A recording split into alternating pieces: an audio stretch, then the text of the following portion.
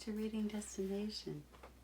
I'm so excited to continue our book with you.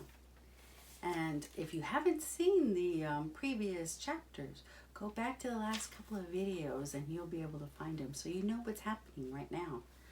All right, so let's jump into chapter 5. And it's called Adventure in the Night. When Ralph had mastered riding the motorcycle on the threadbare carpet, he went bumping over the roses on the less worn parts under the dresser and the bedside table. That was fun too. "Hey," whispered the boy, "come on out here where I can see you." Ralph shot out into the moonlight, where he stopped, sitting jauntily on the motorcycle with one foot resting on the floor. "Say," he said, "how about letting me take her out in the hall? You know, just for a little spin to see how fast she'll go." "Promise you'll bring it back?" asked Keith. "Scout's honor," answered Ralph, who had picked up many expressions from children who had stayed in 215. "Okay, I'll tell you what," said Keith. "You can use it at night, and I'll use it in the daytime. I'll leave the door open an inch so you can get in. That way you can ride it up and down the hall all night." "Can I really?" This was more than Ralph had hoped for. "Where do you want me to park it when I come in?" he asked. Some place where the maid won't step on it," answered the boy. "That's easy. Under the bed. She practically never cleans under the bed." "Yes, I know," agreed Keith. "I looked. There are a lot of dust mice back there." "Please." Ralph was pained. "Oh, sorry," said the boy. "That's what my mother calls bunches of dusty fluff under the bed." "My mother doesn't," said Ralph. "Now, how about opening the door?" The boy put his hand on the doorknob. "You won't let anything happen to my motorcycle, will you?" he asked. "You know I wouldn't let anything happen to a beauty like this," said Ralph. "See that you don't. And don't stay out too late." The boy opened the door and permitted Ralph to putt out into the dim light of the hall. Ralph had a scary feeling he was on the threshold of adventure. There were no beds or chairs for him to dart under in case of danger. The floor creaked. Someone was snoring in room 214 across the hall. Outside in the pines, an owl hooted, sending prickles up Ralph's spine.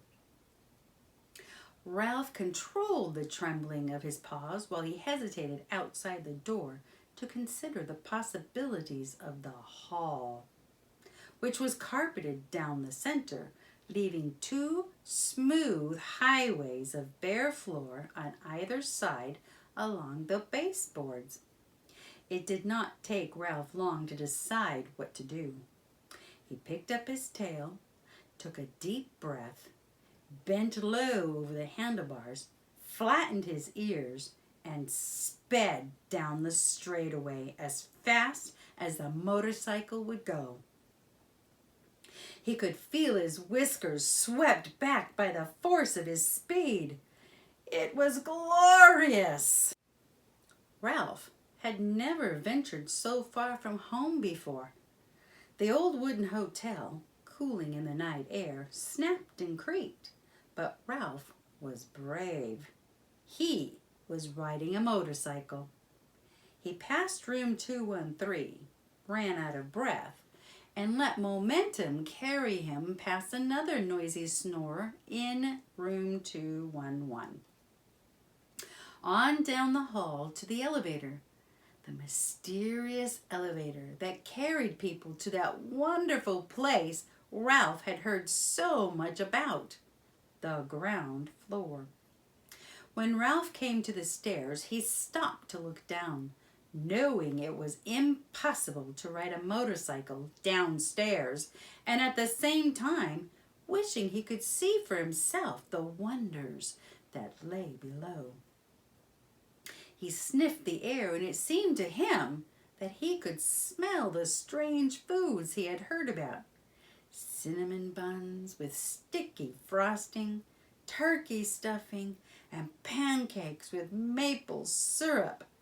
A ray of moonlight from a window glinted on the glassy eye of a mounted deer's head over the stair landing and startled Ralph, sending him off down the hall, past the broom closet and the linen room, to the end of the hall, where he executed a sharp turn and started back.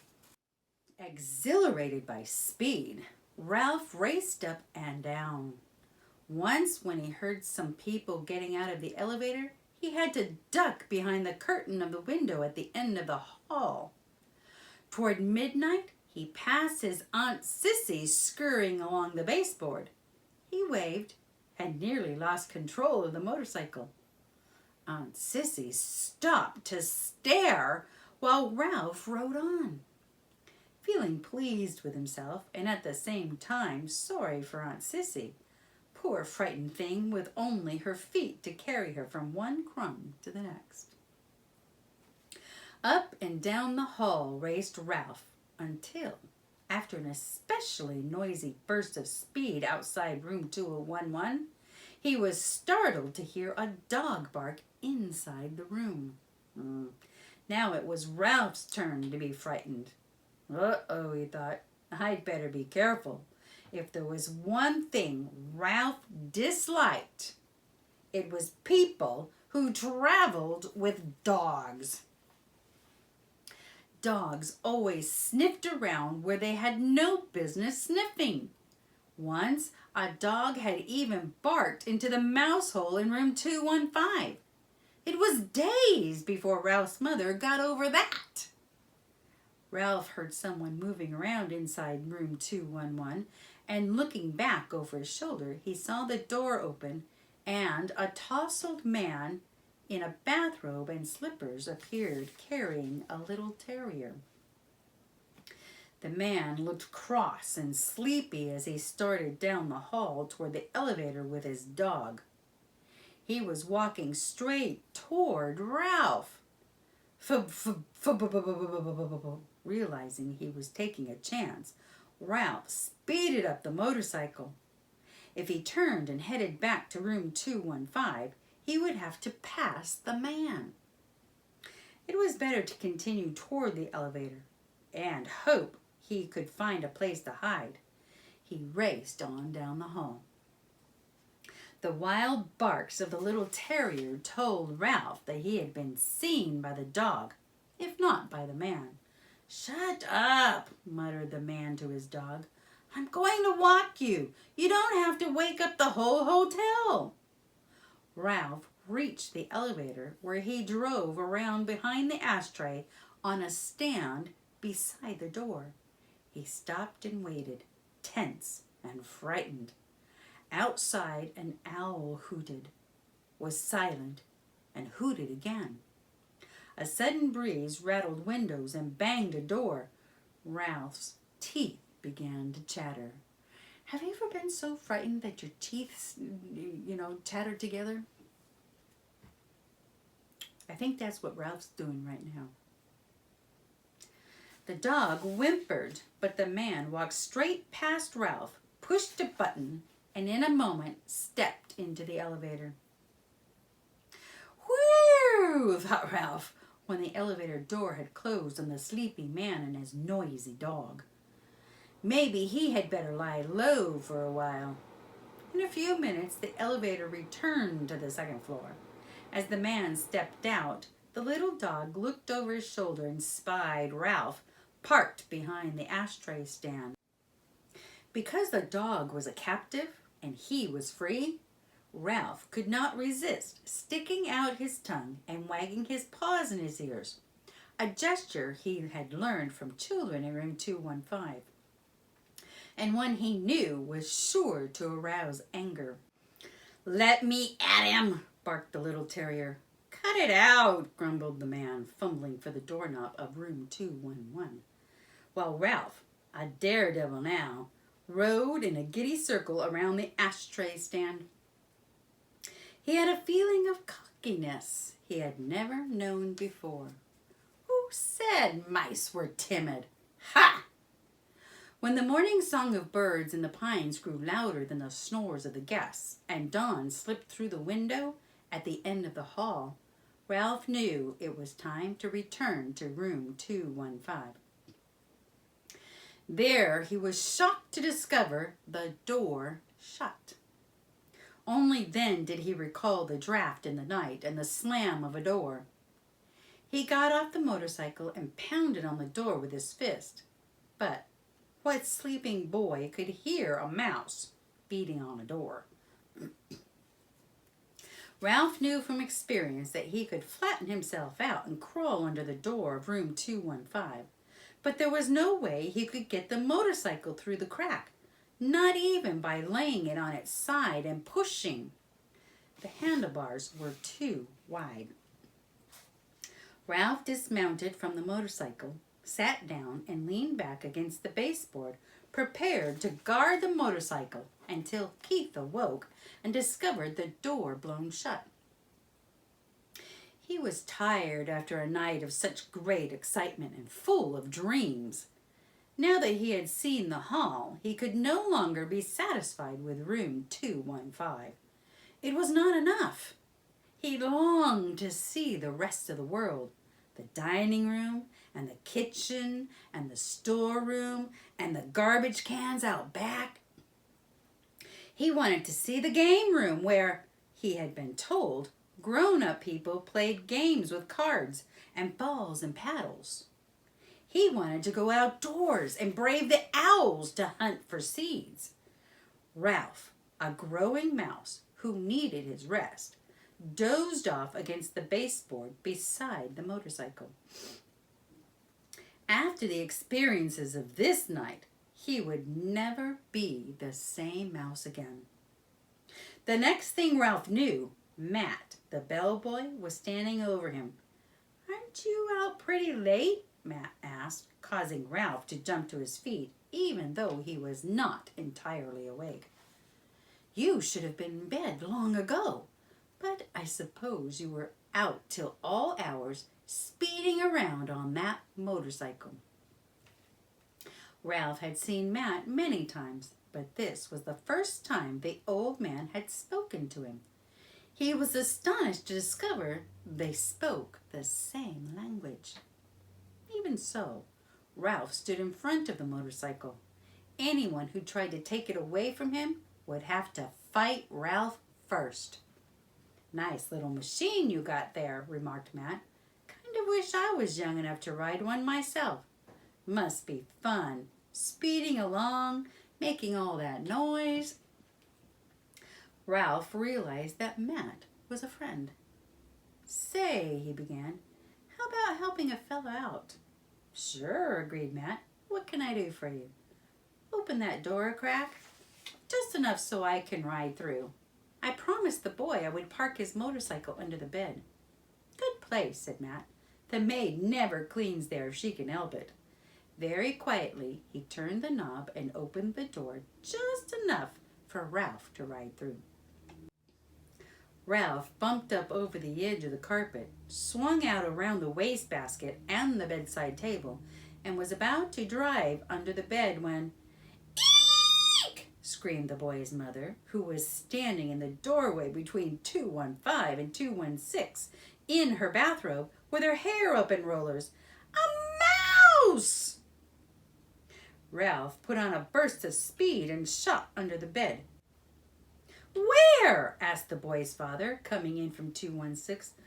"Under the bed." "I'll look, Mom," said the boy, jumping out of bed. Keith's face appeared under the lifted edge of the bedspread, where Ralph sat trembling on the motorcycle. The boy held out his hand and beckoned. Ralph understood. He dismounted and ran up the boy's arm inside the sleeve of his pajamas until he came to the crook of his elbow, where he waited, shivering, to see what would happen next. Down at the end of the sleeve, he could see the boy's fingers close around the motorcycle. Then he felt himself being lifted as the boy rose from his hands and knees. It's just my motorcycle, Keith said. Yes, that's it, agreed his mother. The door opened and the mouse rode in. The boy's father began to laugh. You are still dreaming. But I'm positive, insisted the boy's mother, that you saw a mouse on a little red motorcycle, finished the boy's father, and laughed even harder. You make it sound so ridiculous, objected the mother. Well, the father snorted with laughter. Well, perhaps I was dreaming, admitted the mother reluctantly, but I know I saw a mouse. I'm positive, and I'm going to report it to the management. I knew the minute we moved into this spooky old place that it had mice. Now I've done it, thought Ralph inside the pajama sleeve. Oh no. Chapter 6. A peanut butter sandwich.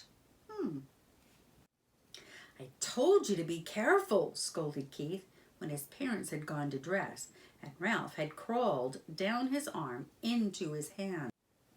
It wasn't my fault the door blew shut. Ralph jumped from the hand to the bedspread. Though Keith was a friendly boy, even a generous one, Ralph still did not like the feel of skin against his paws. It must be terrible to go through life without fur, and such a nuisance, having to wear clothes that had to be washed and drip-dried. Ralph knew all about drip-drying. Many were the drops of water from shirts and slips that he had dodged going in and out of his mouse hole. You didn't have to stay out so long, Keith pointed out as he began to dress. What's the use of having a motorcycle if you can't go tearing around, staying out late? Ralph asked reasonably. You don't have a motorcycle, said Keith. I just let you use mine. And you better be careful. I like that motorcycle, and I don't want anything to happen to it. I'll take care of it, promised Ralph, somewhat chastened. I don't want anything to happen to it either. It's going to be harder to get a chance to write it now that my mother has seen you, said Keith. She's a terribly good housekeeper, and she's sure to complain to the management. Speaking of breakfast, you people are too tidy, complained Ralph. I'm not getting enough to eat around here. You don't leave any crumbs. I never thought of it, said Keith. What would you like to eat? Ralph was astounded. This was the first time in his life anyone had asked him what he would like to eat. It had always been a question of what he could get his paws on. You mean I have a choice? He asked, incredulous. Sure, said the boy. All I have to do is order it when we go down to breakfast and then bring you some. Ralph had to take time to think. After a diet of zwieback and graham crackers provided by little children, bits of candy and occasional peanut or apple core left by medium-sized children, or a crust of toast and a dab of jam left by an adult who had ordered breakfast sent up from room service. The possibilities of choosing his own meal were almost too much. I know what I'd like, Ralph said at last, but I don't know what you call it.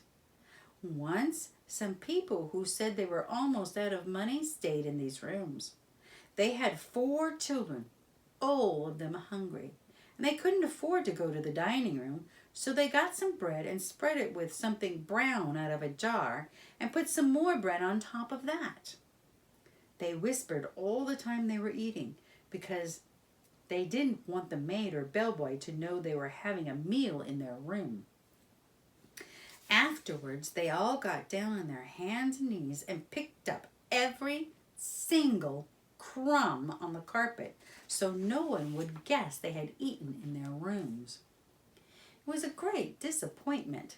It smelled so good, like peanuts, only better.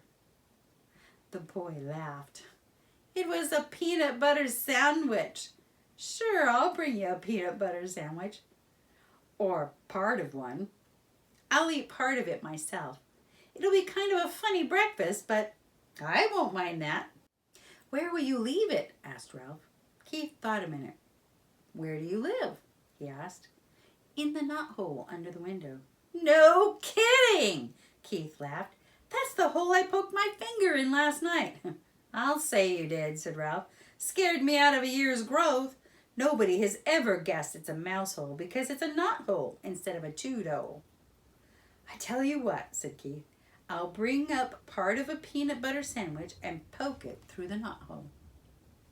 Just like room service. Ralph could not have been more pleased with the suggestion. What about the motorcycle? He asked. Where are you going to leave that? In my suitcase, I guess. Aw, come on, pleaded Ralph. Have a heart. Leave it someplace where I can get it while you're out during the day. You're supposed to be in your mouse hole asleep, not riding around in the daylight where people can see you. Well, gee whiz, can't a fella even look at it? Asked Ralph. I bet you like to look at big motorcycles yourself. Yes, I do, admitted the boy. Well, I'll leave it back under the bed like I said, but you promise not to ride it until after dark. Scout's honor. Ralph jumped off the bed and ran off to the knothole. Ralph's home was furnished with a clutter of things people drop on the floor of a hotel room. Bits of Kleenex, hair, ravelings. His mother was always planning to straighten it out, but she never got around to it. She was always too busy fussing and worrying. Now, as Ralph expected, she was dividing rye crisp crumbs among his squeaky bunch of little brothers and sisters, while she waited to scold him. Ralph, if I've told you once, I've told you 1,000 times, she began. Guess what? Interrupted Ralph in an attempt to change the subject. Somebody in 215 is going to bring us a real peanut butter sandwich. Ralph, cried his frightened mother, you haven't been associating with people. He's just a boy, said Ralph, deciding to keep the complete story of the dangers and the glories of the past night to himself. He wouldn't hurt us. He likes mice. But he's a person, said his mother. That doesn't mean he has to be bad, said Ralph. Just like Pop used to say, people shouldn't say all mice are timid just because some mice are. Or that all mice play when the cat's away just because some do. Just the same, Ralph, said his mother, I do wish you would be more careful whom you associate with. I am so afraid you'll fall in with the wrong sort of friends. I'm growing up, said Ralph. I'm getting too old to hang around a mouse nest all the time. I want to go out and see the world. I want to go down on the ground floor and see the kitchen and the dining room and the storeroom and the garbage cans out back. Oh, Ralph, cried his mother, not the ground floor. Not all the way down there. You aren't old enough. Yes, I am, said Ralph stoutly. There's no telling what you might run into down there. Mouse traps, cats, poison. Why out by the garbage cans?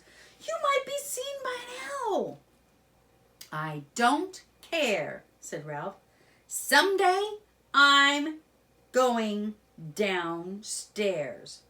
But think of the owls, Ralph, implored his mother. We moved into the hotel because of the owls.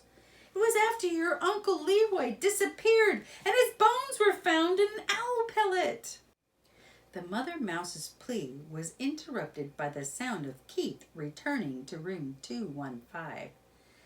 Now you'll see, said Ralph to his mother, and waited, anxious lest his friend let him down. Sure enough, Keith came to the knothole. Psst, he whispered. Here it is.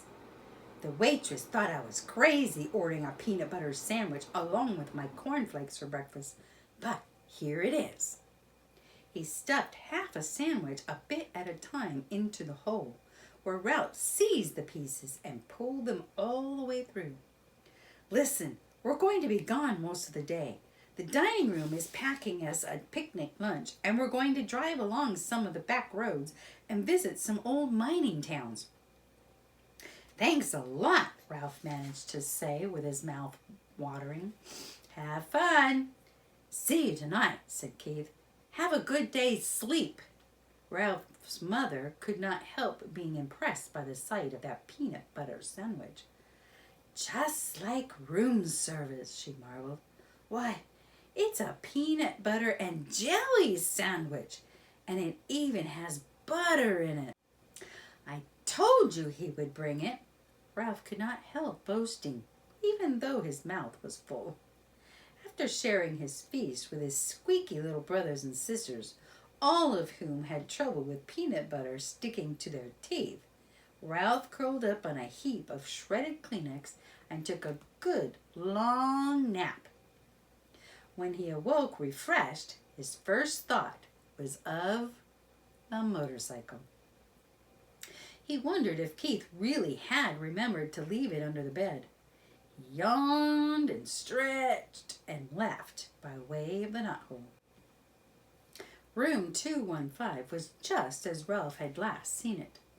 The bed had not been made, and there were no fresh towels by the wash basin. Ralph ducked under the sheets and blankets that had tumbled off on one side of the bed, and there in the dim light he caught the gleam of chromium exhaust pipes. Keith had trusted him after all. He walked across the carpet and took hold of the hand grips once more. They felt just right in his paws, and he longed to be off, speeding around the threadbare spots on the carpet. But a promise was a promise. Keith had kept his promise about the peanut butter sandwich. Ralph would keep his about not riding the motorcycle in the daytime. He tried to satisfy himself by walking around the motorcycle in the dim light under the bed, admiring all over again the sleek design of the machine. Ralph was lost in admiration and daydreams of speed and power when suddenly the door opened and the maid entered. Oh no. It was too late to make a dash for the mouse hole. The maid stripped the blankets and sheets from the beds, shedding unwelcome light on Ralph and the motorcycle. Her feet in white sneakers moved lightly as she gathered up the sheets and pillowcases and towels and dropped them with a soft plop beside the open door. The next thing Ralph knew, he was hearing familiar and dreaded footsteps coming down the hall. Steps he had learned to fear when he was a tiny mouse. It was the head housekeeper, the woman who was in charge of all the maids in the hotel. He recognized her steps and he recognized her shoes. Stout, sensible, black Oxfords. Nothing was ever clean enough for the head housekeeper, and Ralph's whole family lived in dread lest she discover their mouse hole. Now he held his breath, hoping she would go on down the hall. But no, she stepped into room 215. Good morning, Marjorie, the housekeeper spoke crisply to the maid. Be sure you clean 215 and 216 very thoroughly this morning. There has been a complaint from the gas. They suspect mice. Yes, ma'am, said the maid. Look behind all the drawers, continued the housekeeper, and in the corners of the closet. Please report any evidence of mice, and be sure you vacuum under the beds. You have been getting careless lately. With that, she walked briskly down the hall. Oh, grouch, muttered the maid, as she reached into the hall for something that produced a sound that struck terror into Ralph's heart. What do you think it is? Oh my. Let's find out. It was the clang of vacuum cleaner attachments banging together. A vacuum cleaner. Oh no! Just what his mother's always been afraid of. Wow! I can't wait to find out what's going to happen next. How about you? Unfortunately, that's the end of our chapters for today. Cliffhanger! I hope you're enjoying this story. Be sure to hit the like button and subscribe and hit the notification bell so that you're notified every time a new video has been posted. And be sure to share. Share with all your friends. Bye-bye for now.